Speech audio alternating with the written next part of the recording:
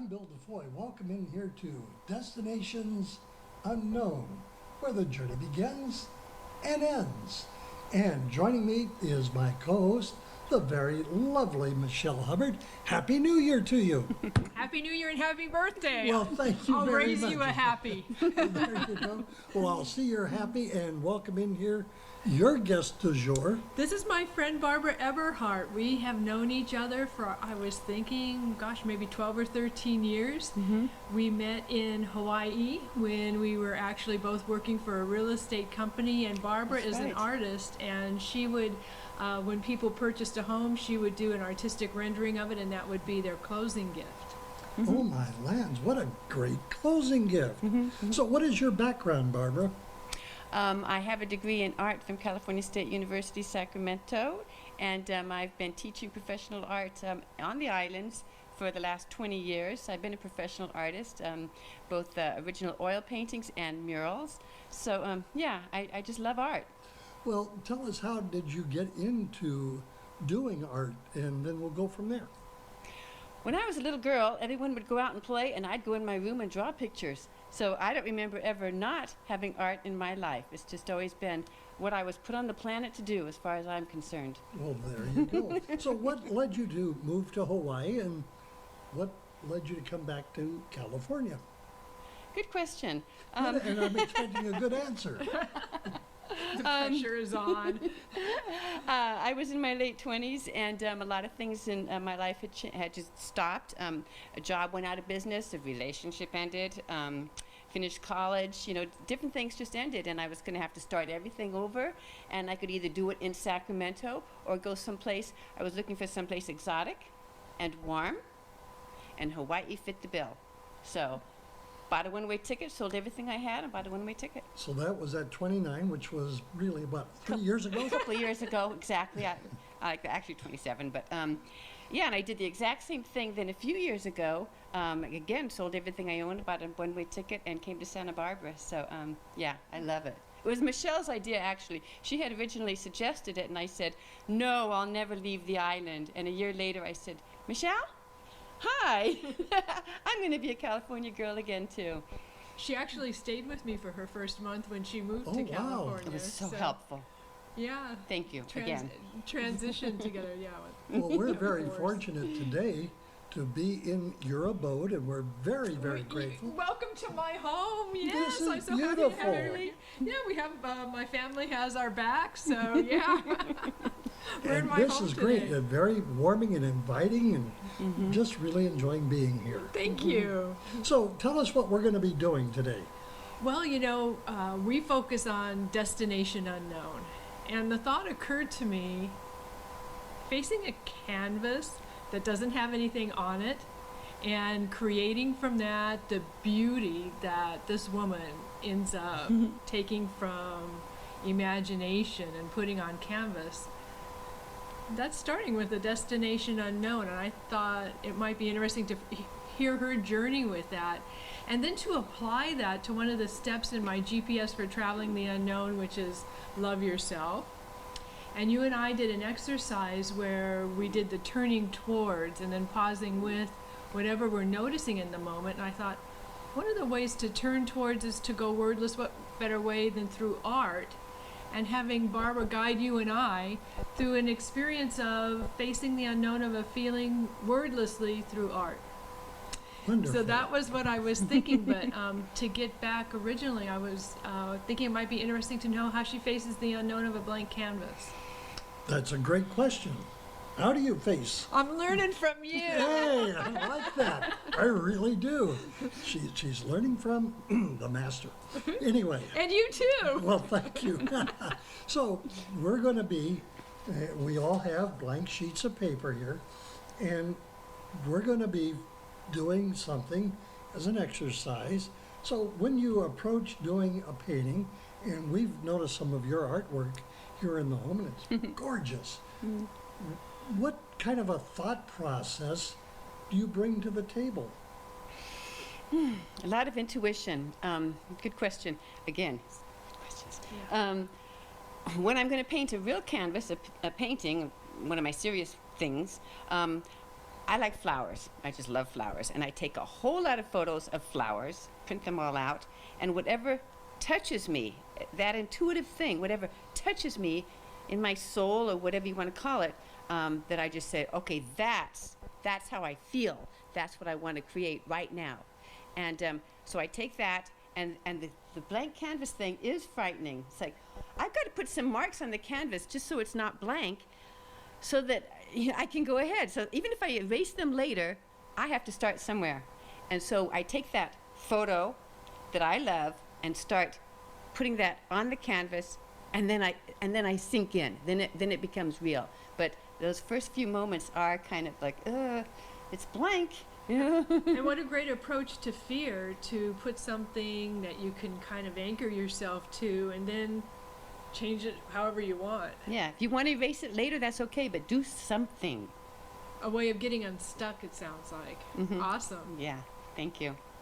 You know, as I'm sitting here and hearing the conversation, can't help but think of growing up as a young boy. I would watch the Popeye cartoon show on one of the local shows or stations. Tom Hatton. Tom Hatton. Well, I know Tom. Oh! And Tom is like 89 years old now. And he and I belong to the same organization called Pacific Pioneer Broadcasters. Now, when Tom came to the set to do his show for the Popeye cartoons, he would do a squiggle. You're right. He would do a squiggle, and he'd just do something on his canvas, on his flip pad, and he would make a picture out of it. You remember? I do remember. Yeah. Are you familiar with No, that? I didn't watch that. It was Yeah. It was amazing. Yeah. Great reference. That is what came to mind. Yeah. You're going to take an idea, and we're going to create a picture out of this. Yeah, and how I thought it might tie in with, the GPS that I create is we're actually going to try and explore a feeling with it.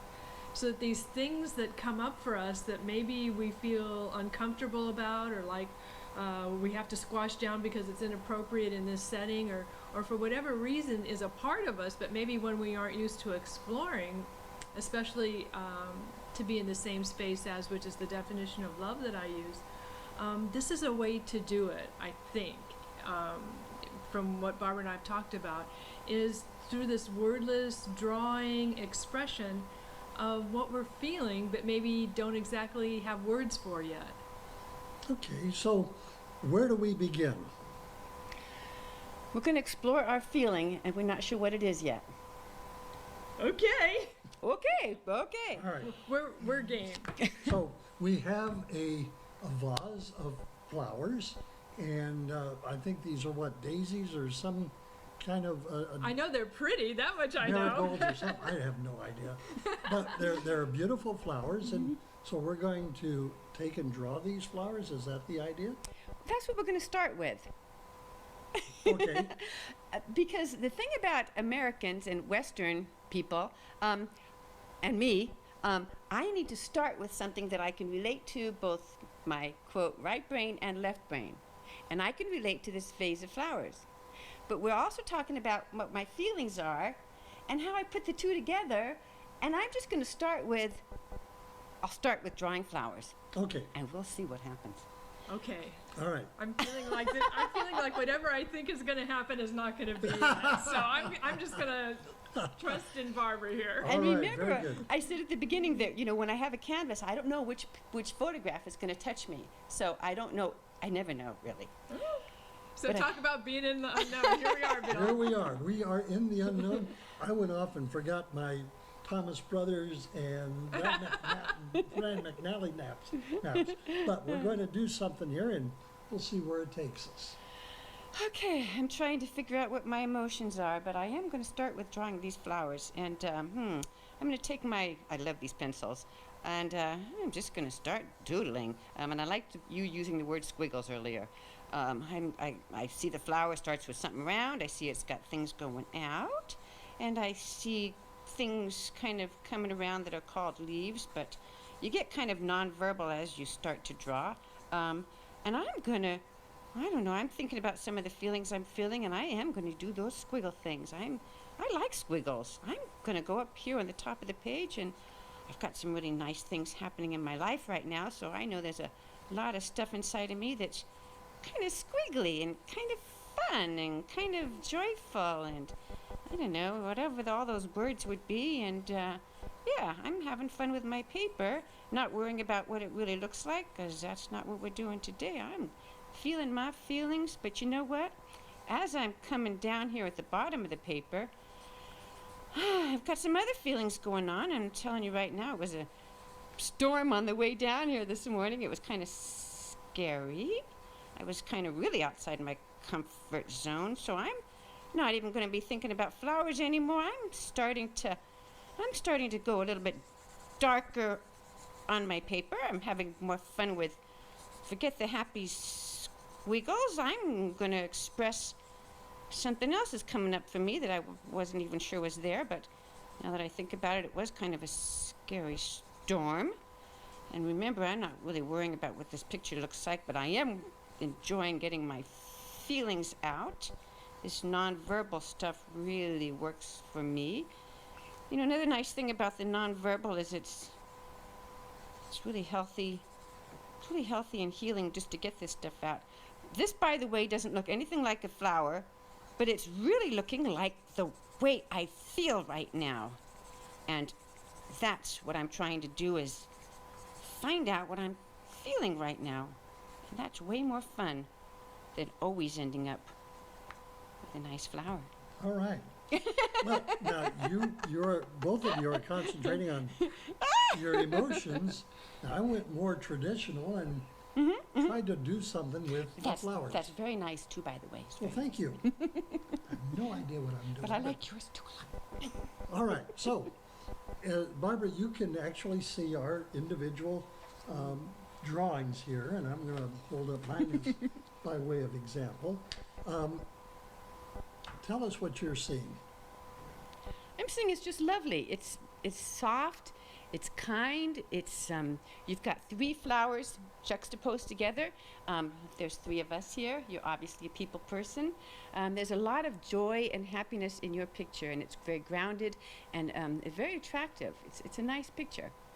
Well, thank you. And I tend to be on the metal side, so you have struck and resonated with me on that level, and you hit the nail right on the head. This is reminding me of like having tarot cards read. Barbara, the picture reader. Because I'm feeling also that what she picked up from the picture are traits of yours that are true. Wow, very nice, very nice. I got a full house one time in tarot cards, and the next person next to me started choking. I have no idea what that was. Anyway, that's a joke. That's a joke. So what do you see, Barbara, with Michelle's picture? No, I love Michelle's too. And by the way, one of the things I really I do not do is judge anything. Right. So I think every picture is fabulous in its own way, and I just love yours. I love the energy at the top, and I love the triangle of energy going into the bottom. I really enjoy the looseness and the fun of it. There's something inside of you that's very, I don't know, I know you, so I think you're Right. fabulous. And that really that's a fabulous picture. And you know, if it felt good just to let that come out of your soul, then that was the whole point of the exercise. Yeah, I think I've got a storm brewing here with I don't know, it looks like a tornado and raindrops because of our weather today. So Oh yeah. But Well, it's nice to interesting hear the contrast, because up here on my picture, and right up here in the upper corner, there's the sun. And That's I do what have I'm- a storm cloud over here, but I do have the sun coming out. That was yeah, nice. that's what my flower was kind of turning into, except I don't know how to draw flowers and suns either one all that well, so it kind of became mess. But it's nice. Well, now when you look at your picture, what do you see? What is there anything in there that is something about yourself that you didn't know was there till you look at the drawing? Well, I think Barbara hit it right on the nose. 3 people, the 3 flowers representing the 3 people. Soft tones, because my nature is to be very soft and soft-spoken. I can be boisterous when I need to, but soft-spoken is my character trait. So, yeah, she brought out a lot in there. So I happen to concur with her. Yeah, and it sounds like that's a new way for you to express those qualities of yours, because there they are on paper for someone who didn't even know you to see. Exactly. Now, Barbara, you have, A mess. well, you have a picture that, yeah, it's a little bit more bold than, Yeah, it is bold, isn't it? How many years of college to get this? But yes, it was fun because up here it's really soft, light squiggle lines, and then I just kind of let whatever come out. And as I got to the bottom of the page, it got stronger and more jagged. And you know, we're all very complex people, and I have all of the above in me. So yeah, some of my fears and insecurities came out on the bottom, and some of my little happy moments are at the top. But it was fun to do. You know, none of it's wrong. I don't judge, even myself. Well, I judge myself Try not to. and always doing wrong, but and I found that when we first started this exercise, my mind was going just crazy with, okay, now how can I draw this, and listening to your words, okay, stormy and feelings, and once I kept going, it was like it had a life of its own. And it wasn't so much me trying to do what I thought you were describing or what I thought that looked like as, oh, raindrops, tears, happy. You know, it got real simplistic at some point. Wonderful, wonderful. One of my teachers did say that anything an artist draws is always a self-portrait on some level. So yeah, even if it looked like that, it would really be how I feel more than what that looks like. And so yeah, you did a real good job. Well, This- this is me today. see, what I see there is that you mentioned that there's kind of a tornado, would suggest to me that you are having some turmoil somewhere. Well, yes, I am, Bill. Gee, how did I know that? Yep, I've got a tornado, and New Year's and letting go of old years and feeling scared and feeling happy and feeling sad.